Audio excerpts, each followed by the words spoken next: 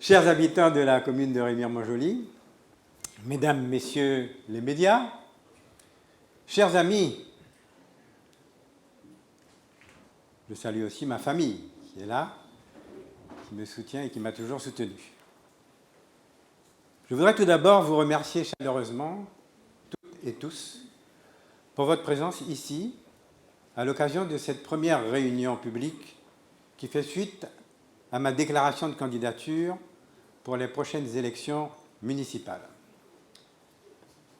Je suis très heureux aujourd'hui de pouvoir vous présenter toutes les personnalités qui ont choisi de m'accompagner sur cette liste pour les élections municipales de mars prochain. Nous sommes avant tout une équipe expérimentée, renouvelée et militante qui a choisi de présenter à cette élection avec le slogan « Engagé pour le bien vivre ensemble à Remire-Montjoly », ce qui traduit notre engagement à poursuivre une politique qui a fait ses preuves sur notre territoire depuis de nombreuses années. Si l'efficience et la pertinence de notre gestion, ainsi que la qualité de notre fonctionnement administratif sont de notoriété publique, le développement du territoire, sa fonctionnalité et en fait tout ce qui fait la vie de notre cité sont autant reconnus et se traduisent, vous le savez, par la forte attractivité qu'exerce notre commune.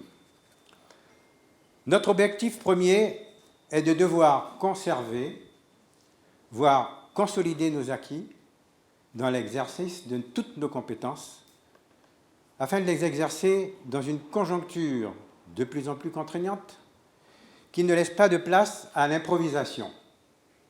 Cela suppose que les efforts que nous devrons déployer pour tenir cet objectif nous imposent aussi de trouver tous les moyens nécessaires durant cette prochaine mandature afin d'apporter les réponses aux besoins de l'évolution urbaine, de l'accroissement démographique, des défis de l'animation intergénérationnelle et des éco-enjeux du développement durable dans notre commune. Je tiens à vous dire que les femmes et les hommes qui composent cette liste forment un véritable rassemblement citoyen de tous âges, à l'image de notre communauté de destin. Et ils ont tous la volonté de s'investir pour que notre ville, que nous aimons tous, demeure toujours attractive et exemplaire. Certains ont déjà une expérience d'élu. C'est pour eux un investissement politique et citoyen maîtrisé dont ils connaissent bien les contours. Leur expérience sera à la disposition de ceux pour qui la gestion municipale sera une découverte qu'ils nourriront avec le regard nouveau qui s'avère nécessaire dans la performance politique. C'est pourquoi je peux vous affirmer que pour tous, il s'agit avant tout d'un engagement citoyen. Cette liste fédère aussi des compétences diverses, ainsi que de l'expérience acquise sur le terrain, avec une connaissance parfaite du territoire communal qui est inscrite dans un dynamisme qui se veut communicatif au niveau de tous les quartiers qui composent ce territoire. Cette liste, en finalité, ressemble à Remire-Montjoly, dans sa diversité culturelle, générationnelle et politique, parce qu'elle réunit des femmes et des hommes vivant à Remire-Montjoly, qui s'intéressent à Remire-Montjoly et qui ont adhéré au projet que nous portons pour notre commune. Je voudrais donc vous les présenter, ces hommes et ces femmes, en excusant quelques-uns, peu nombreux, qui ont dû s'absenter de Guyane à cause des vacances. Il s'agit de M. Bolan Christian,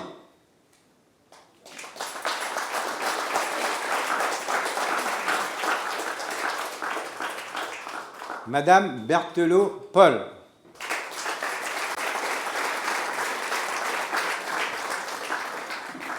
Bien-aimé Kelly.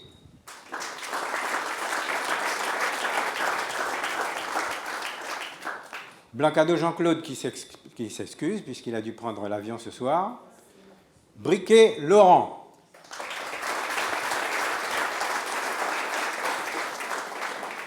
Briquet Pascal.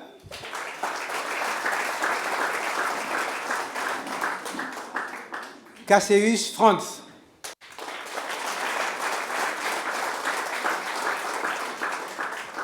Simino Fabien.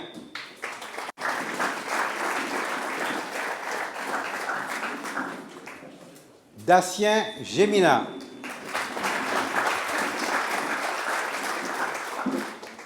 Deniso Delphine.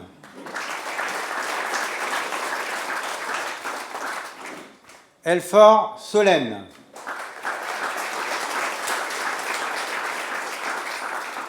Fricot Audrey.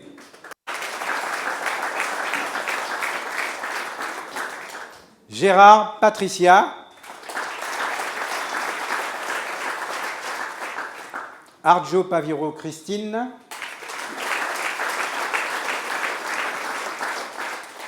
Hernandez Briolin Germaine.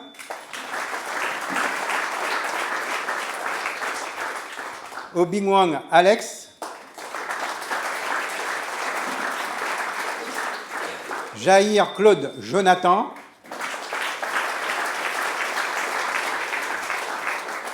Joseph Anthony. L'éveillé Patricia.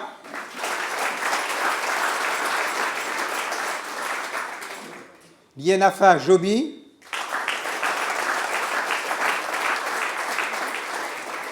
Mars Josiane.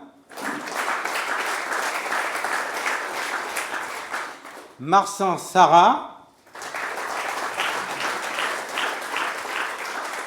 Mazia Mylène. Mythe Georgette.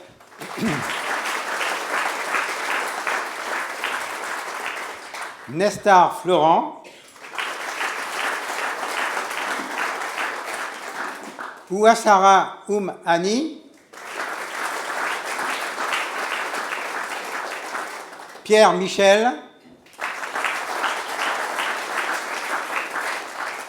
Plaisance Michael. Prévost Fania.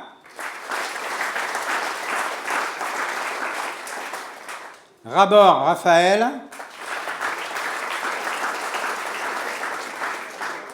Rébeau Frédéric, qui a dû prendre l'avion aussi ce soir.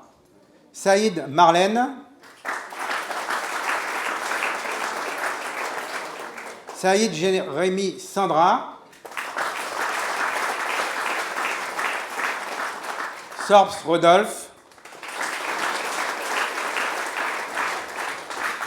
Tongliatal Aldine. Et Welter David.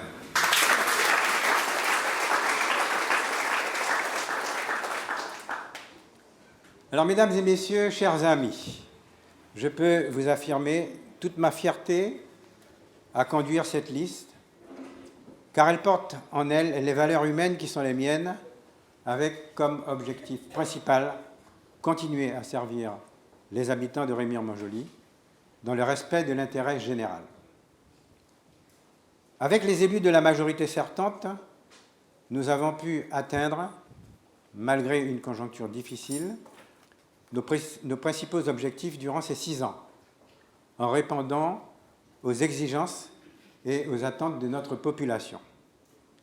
Permettez-moi donc de leur présenter mon amical remerciement pour leur efficacité, leur présence à mes côtés durant ces 6 années et leur engagement personnel auprès de la population.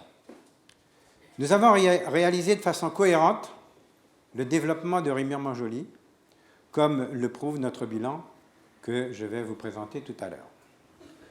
Cependant, il nous reste encore beaucoup à faire pour que notre commune corresponde à l'ambition que nous avons tous pour elle de rester toujours une commune d'excellence. Avec cette nouvelle équipe unie et motivée, nous avons le désir de continuer ce que nous avons commencé en 2008 et qui est inscrit dans un contrat citoyen que nous aimerions bien sûr signer encore avec tous les habitants de Remire-Montjoly. L'expérience acquise durant toutes ces années me permet d'évaluer tout le travail que nous avons accompli et de prendre ainsi la mesure de devoir le poursuivre avec une impulsion et une ambition encore plus grande afin de maintenir Remire-Montjoly dans ce statut de ville audacieuse et pleine de vie.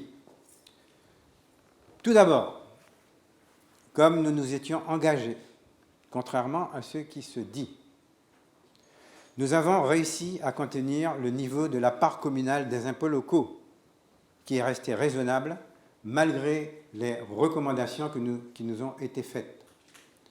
Cette situation, bien sûr, vous l'imaginez bien, reste pour nous une source de pression puisque les autorités compétentes qui contrôlent les communes nous rappellent à chaque occasion notre marge de manœuvre pour augmenter nos recettes fiscales.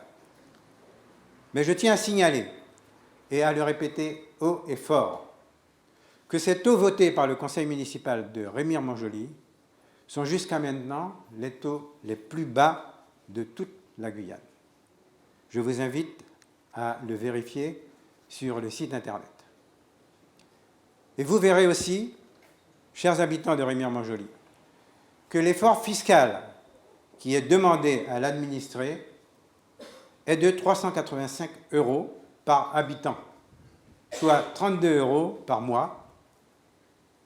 Si l'on compare aux habitants de la même strate démographique que nous, c'est 528 € l'effort qui est demandé aux habitants.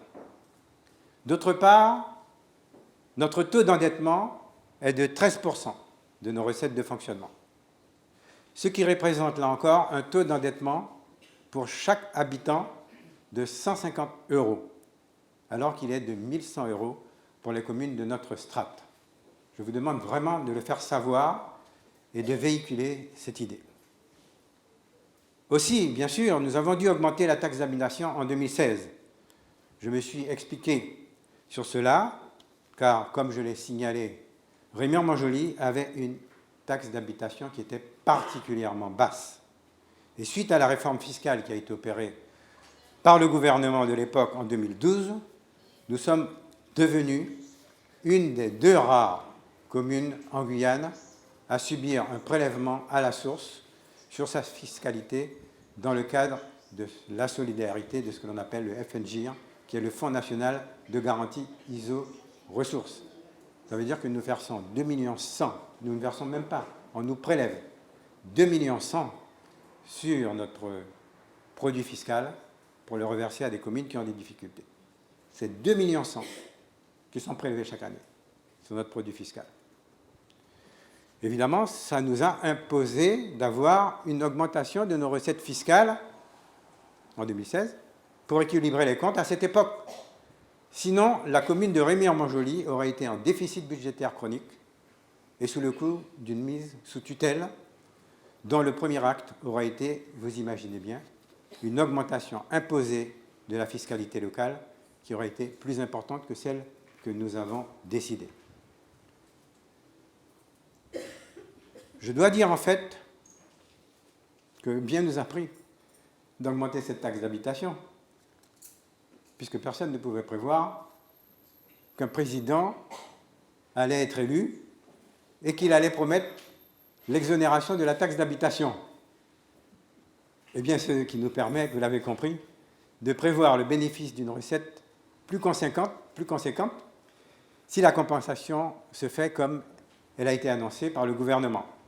En effet, c'est l'État qui devra verser cette taxe d'habitation aux communes en tenant compte, évidemment, des derniers taux que nous avons votés en 2017. D'autre part, notre investissement dans tous nos objectifs stratégiques, qu'ils soient fonctionnels ou organisationnels, imposait la recherche de moyens financiers issus de nouvelles sources de financement externe et nous avons pu les mettre en œuvre. C'est ainsi que nous avons mobilisé pas moins de 11 millions d'euros de subventions auprès de nos partenaires institutionnels pour engager la commune dans un programme d'investissement de plus de 25 millions d'euros. Je citerai donc pour mémoire les dossiers les plus marquants que nous avons concrétisés. Tout d'abord, notre programme s'est engagé dans le renforcement de nos actions dans le domaine social. Notre dynamisme engagé dans cette politique nous a permis de construire le pôle social où nous avons installé le Centre communal d'action sociale ainsi que la mission locale. La Caisse générale de sécurité sociale ainsi que la CAF y ont installé une antenne pour éviter à nos administrés de descendre jusqu'à Cayenne. Ce qui nous a donné l'occasion de proposer aux jeunes un accès à la citoyenneté. Et à l'unanimité, dernièrement, le conseil municipal a voté la mise en place d'un espace public numérique qui sera installé dans les jours qui viennent dans ce pôle social. Nous avons renforcé les liens intergénérationnels en mobilisant le DSU et notre Centre communal d'action sociale. Tout cela pour maîtriser la fracture sociale. Nous avons ainsi favorisé l'emploi pour les jeunes en créant la régie de quartier, que nous accompagnons largement, et nous apportons un soutien important aux associations qui font de l'extrascolaire et bien sûr le périscolaire. J'ajouterai que nous avons recruté beaucoup de jeunes dans nos différents services, tant techniques qu'administratifs. J'insisterai aussi sur notre politique de recrutement des jeunes dans le cadre des emplois civiques qui sont dans les écoles. Et ce sont plus d'une centaine de jeunes qui peuvent en bénéficier. Et en plus, ils sont encadrés par une quarantaine de ce que l'on appelle PAVA, c'est-à-dire des points d'appui à la vie associative. Je citerai aussi notre action très forte en matière de politique de réussite éducative. Notre action s'est aussi déployée dans une multitude de possibilités pour la jeunesse vers des actions ponctuelles que je n'énumérerai pas pour ne pas alourdir, bien sûr, mon propos, dans le quartier des Amclairs et aussi dans le quartier Arc-en-Ciel. Concernant les seniors, avec la CIMCO, qui nous a mis à disposition les parties communes de la résidence Soleil aux Amclairs, nous organisons des animations pour les résidents et pour les seniors de notre commune. En remplacement du lieu habituel, vous le savez, vous vous souvenez, nous étions à l'école Jules Minidoc, c'était devenu un peu étroit. Notre centre communal d'action sociale a mené de nouvelles typologies d'actions en faveur des personnes âgées, telles que des séjours en commune, cette année par exemple à Régina, j'en cite quelques-uns. L'année précédente, c'était à Saül, des conférences, en particulier celle sur les armoiries de Guyane cette année, et la création d'une chorale. Nous avons même créé une chorale qui a assuré la clôture de la Semaine bleue. En matière de logement, force est de constater que le dialogue convaincant, je dirais ferme, que nous avons eu avec les bailleurs sociaux, Seine-Saint-Marc, Simco, Sigui, nous a permis d'augmenter la mixité sociale sur notre territoire, ce qui nous permet de combler progressivement notre déficit en logements sociaux et à réaliser des locaux dédiés à la petite enfance. Je rappelle aussi d'ailleurs que l'écoquartier, qui est déjà à la construction de sa deuxième phase, nous permet progressivement de combler, là encore, notre déficit en logements sociaux, selon les ratios qui sont fixés par la loi SRU. Malgré les quotas qui nous sont imposés, sachez que nos élus défendent avec force l'accès au logement en faveur des demandeurs issus de notre territoire. Parce que c'est vrai que construire des logements sociaux,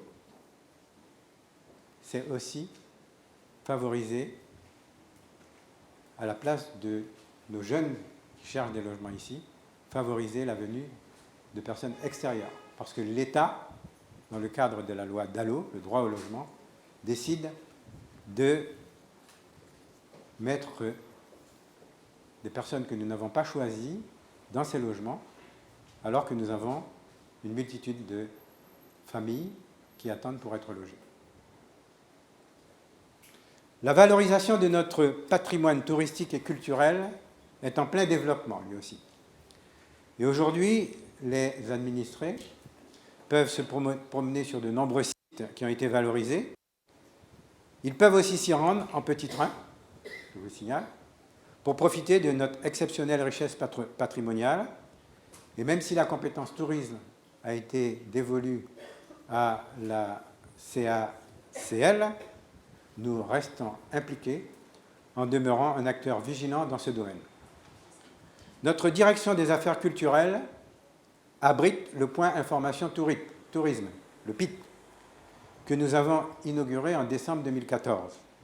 Et croyez-moi, il est bien visité pour y trouver de la documentation, des brochures sur les sites touristiques, sur les hébergements ou les activités de loisirs, et aussi pour se promener dans le jardin des plantes. Je vous rappelle, nous avons un jardin des plantes médicinales qui est attenant à ce point information tourisme. Je voudrais, à ce propos d'ailleurs, vous signaler que nous sommes la seule commune en Guyane à avoir sur notre territoire un jardin ciselé des Lauracées que nous avons inauguré en septembre 2017 en présence de M. Dornado, président de la Fondation Ciselé. Ce jardin se trouve en face du Fort Diamant, sur la route des plages.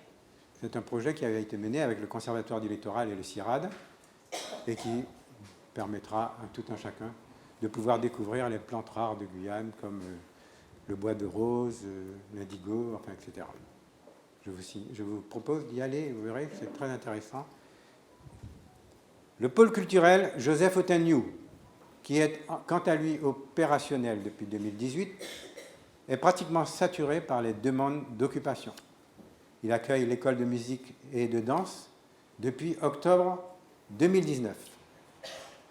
Dans le cadre de l'aménagement du territoire, nous avons tenu notre promesse, puisque maintenant, la commune, comme vous le savez tous, dispose d'une voie de désenclavement par le sud, qui est la liaison Parc-Lindor-Tigre, c'est comme ça qu'on l'appelle.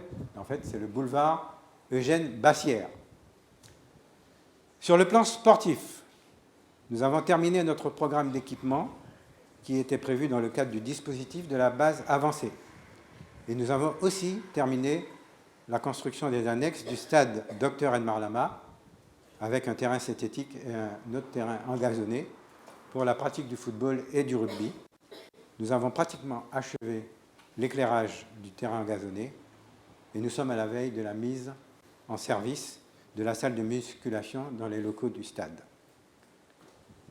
J'ajouterai que la fréquentation du parcours sportif et de santé est un encouragement pour nous à la réalisation d'autres équipements de proximité dont nous avions bien sûr appréhendé la nécessité.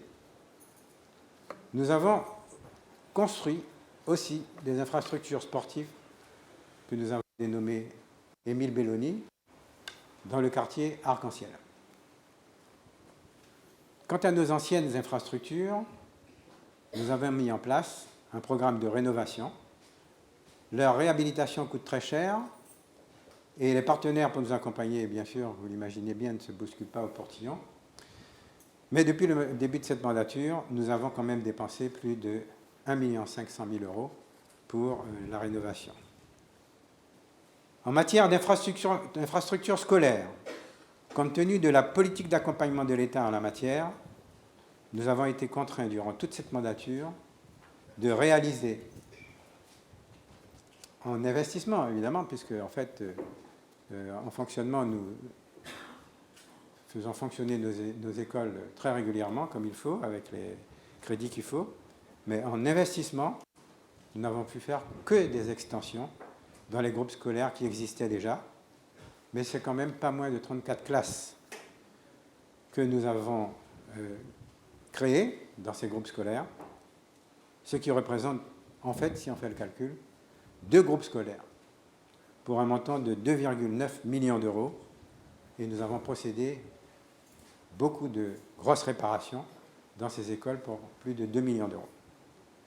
Mais maintenant, l'État et la CTG ont acté qu'ils allaient nous accompagner dans les constructions scolaires. Nous avons donc engagé les programmes de construction des 2 nouveaux groupes scolaires, un dans l'écoquartier Georges Ottilie et l'autre dans le secteur de Cabasso. Et je vous rappelle, je vous signale, pour ceux qui ne le savent pas, que les premières subventions du rectorat ont déjà été versées sur le compte de la commune pour que nous puissions commencer ces travaux dans les semaines qui viennent. Par ailleurs, soucieux et respectueux du patrimoine communal, nous avons réalisé, avec l'aide de l'État, des travaux importants de rénovation au niveau de l'hôtel de ville, ce qui nous a permis une redistribution des services pour faciliter, comme nous l'avions promis en 2014, les démarches de nos administrés. D'autre part, nous allons enfin pouvoir entamer la réhabilitation de l'ancienne école de Rémire, qui a été classée monument historique, ce qui nous a imposé le respect des procédures de validation. Ça nous a retardé. Mais l'appel d'offres est aujourd'hui lancé et je vous rappelle que ces travaux s'inscrivent en priorité dans un programme plus important de réhabilitation du bourg de Rémire pour lui donner son aspect d'antan. Ce retard nous a amené, dans un premier temps, à engager la réhabilitation de l'église de Rémire, puisque nous ne pouvions pas tout de suite faire l'ancienne école.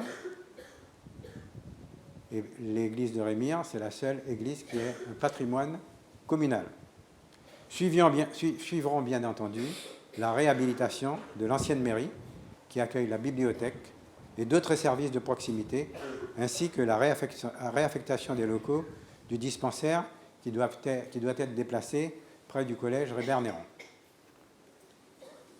Notre bilan en matière de gestion de l'insécurité est particulièrement encourageant, avec la mise en place de la vigilance citoyenne et de la convention signée à ce titre avec la gendarmerie dans une commune comme la nôtre qui est intégrée dans le cadre du ZSP, zone de sécurité prioritaire. Nous pouvons, avec satisfaction, relever une diminution conséquente de la délinquance, ce qui, j'espère, rassure notre population. Et nos policiers disposent de moyens matériels performants qui suscitent d'ailleurs l'envie de leurs collègues des autres communes et ils sont très actifs sur le terrain et je pense qu'ils nous donnent des résultats encourageants. J'ajouterai à ce propos que la vidéoprotection que nous voulions installer dès l'année 2019 est reportée à l'année 2020 du fait de l'insuffisance de crédit du ministère qui doit nous accompagner dans le cadre de ce que l'on appelle le FIPD, qui est le Fonds interministériel de la protection de la délinquance. Mais sa réalisation est en bonne voie, et pour cette année, nous projetons d'installer déjà 27 caméras dans la commune pour la première tranche.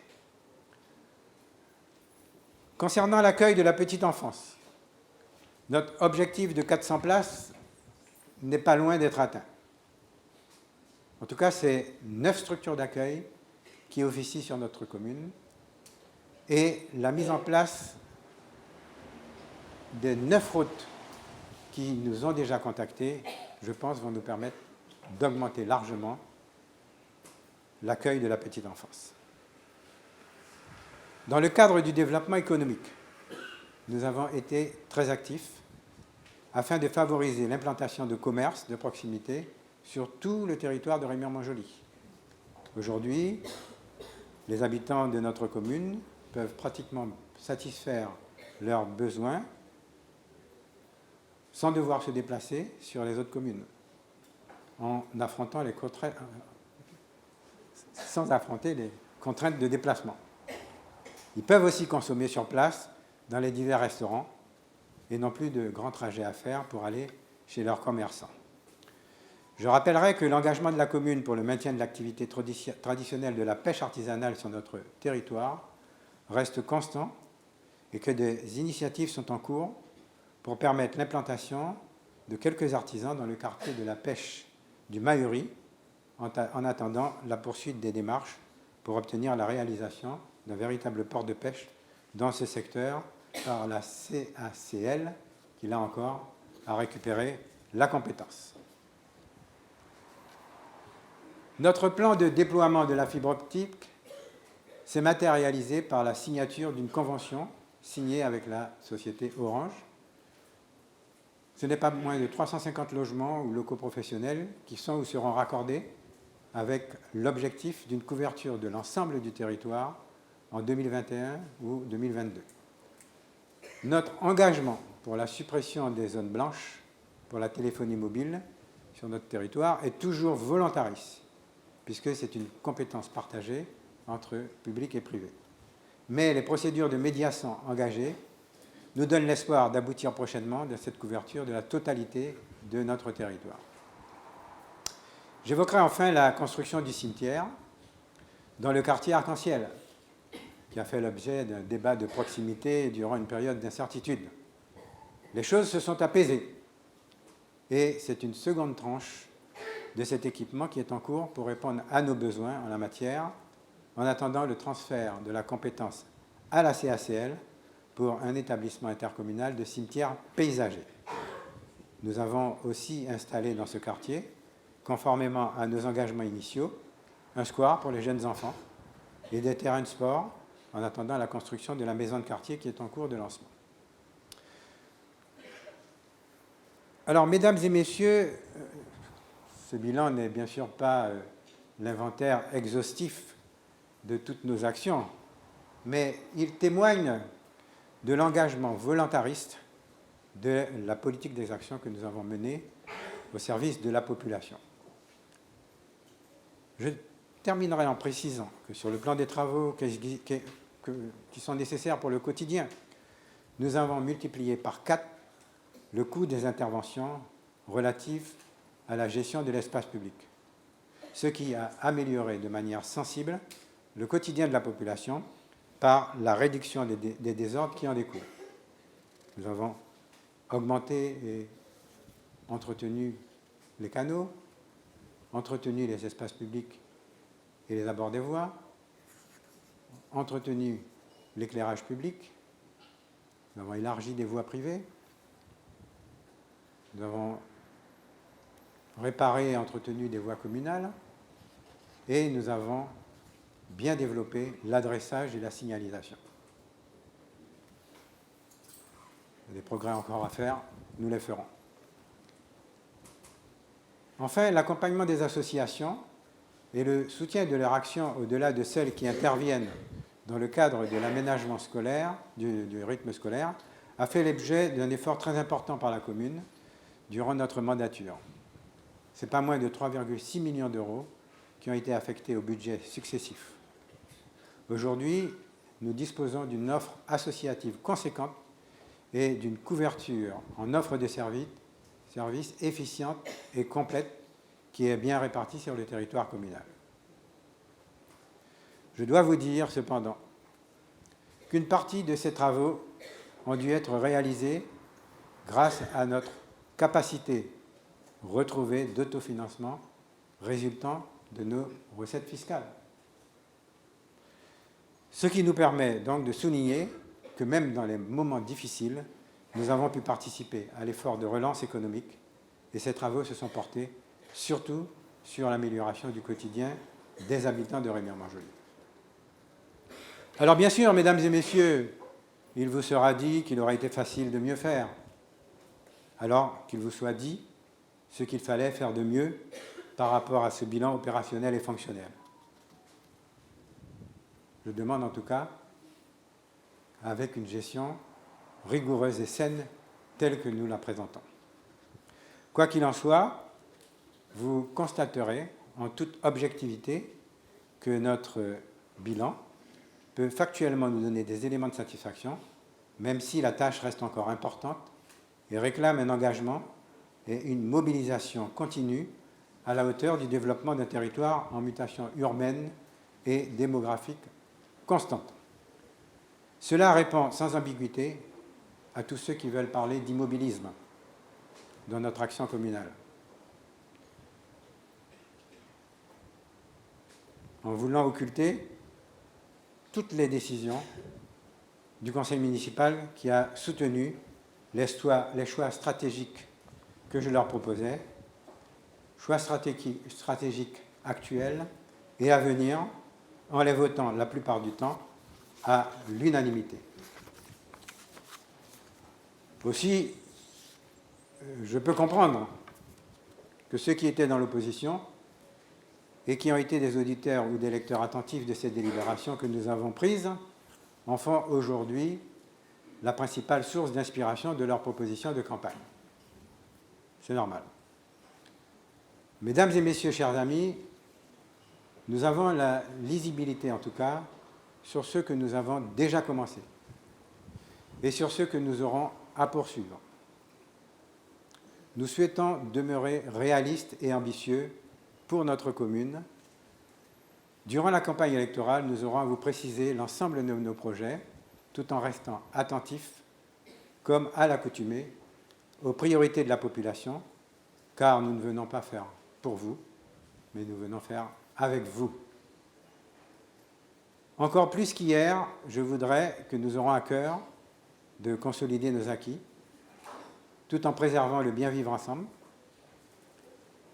de préserver notre qualité de vie, protéger notre environnement et valoriser nos espaces verts, protéger notre patrimoine local et nos sites remarquables, lutter contre l'insécurité et l'exclusion, continuer à créer des places pour l'accueil de la petite enfance, pérenniser l'action en faveur des jeunes et des seniors comme nous l'avons toujours fait, limiter nos dépenses pour contenir la fiscalité locale, favoriser le développement des services de proximité et améliorer l'accueil et la qualité des services publics, multiplier les réunions de quartier et les réunions de démocratie participative, protéger et valoriser notre littoral, non pas contre, mais avec les riverains. Favoriser encore plus la cohésion sociale grâce à des actions intergénérationnelles où jeunes et moins jeunes pourront vivre ensemble. Alors oui, le développement durable restera bien sûr au cœur de notre contrat. Il s'attachera à préserver et à préparer l'avenir pour les générations futures. Et il se déclinera dans ces trois dimensions conjointes. La dimension sociale, la dimension économique, la dimension écologique. La dimension sociale fait appel à la solidarité entre les générations par les actions que nous continuerons à mettre en place grâce à notre pôle social, grâce au Centre communal d'action sociale, grâce à la régie de quartier, pour une meilleure prise en charge des jeunes, des personnes âgées, des familles et des personnes en situation de handicap. Cette dimension sociale fait aussi appel à la prise en charge de la petite enfance en continuant de favoriser ou de créer de nouvelles places d'accueil que nous avons déjà actées d'ailleurs pour les quelques semaines qui viennent grâce aux promoteurs immobiliers. Cette dimension comprend nécessairement une gestion rationnelle de notre espace par la résorption progressive des zones d'habitat spontané et l'augmentation de l'offre en logement pour occuper l'espace, accueillir les populations avec les moyens que nous aurons pour le faire, tout en améliorant le cadre de vie sur notre territoire. La dimension économique passe par la volonté de continuer à inciter les entreprises à s'implanter sur notre territoire. Même si cette compétence a été transférée à la CACL, mais je peux vous dire que nous serons très vigilants par une politique foncière maîtrisée et nous essaierons de faire en sorte que la CACL puisse toujours concevoir une fiscalité basse. Ces entreprises permettront aux jeunes de se former et de trouver plus tard un emploi pérenne. Le troisième volet qui concerne la dimension écologique, incitera la collectivité à continuer à s'investir dans le partenariat efficient avec le Conservatoire du littoral et les actions de protection de la nature, comme le GEPOG, l'association Quata, avec lesquelles nous avons déjà signé des conventions et avec lesquelles nous avons des actions très régulièrement.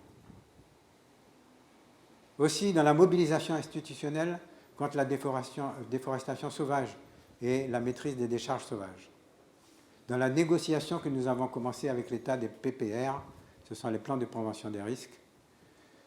Et évidemment, nous essayons avec l'État d'être le plus ferme possible pour appliquer les directives du schéma de valorisation et de protection du littoral qui est à notre disposition. Voilà donc succinctement nos objectifs que nous aurons l'occasion de vous expliquer dans les prochains jours. Mesdames et messieurs, chers amis, à partir d'une objective relecture de l'histoire de notre commune et sur la base de constats géographiques, démographiques, sociaux, économiques, urbanistiques, technologiques et culturels, il est clair que notre ville est une communauté de destin. Ce destin s'est construit tout au long de son histoire. Rémire, puis Montjoly, avec l'accueil des sinistrés de la montagne Pelée, puis les âmes claires, puis l'unification de Rémire et Montjoly autour du pôle du Moulin à Vent, puis le quartier Arc-en-Ciel, et maintenant le développement du quartier Cabassou, et puis demain, l'écoquartier, la zone du Maillery et la piste Arvent. Nous savons que l'évolution future du territoire doit s'appuyer sur un juste équilibre entre toutes ces composantes. C'est tout le sens de la convivialité de notre action que propose notre liste, engagée pour le bien vivre ensemble à Rémire-Montjoly, marquée par un indéfectible désir de poursuivre la construction de notre commune avec tous les citoyens. Cet avenir que nous voulons meilleur restera basé sur l'aspiration profonde de ce mieux vivre ensemble et sur le souci de proposer des évolutions qui ne délaissent personne.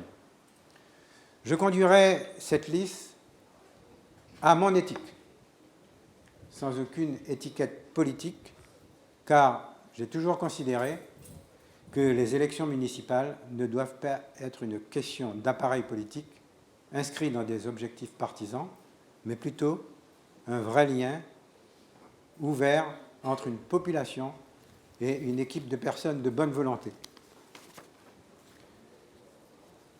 Durant la campagne électorale de 2014, j'avais pris l'engagement moral auprès des habitants de Rémire-Montjoly de ne pas chercher le cumul de mandats pour être plus disponible à leurs attentes.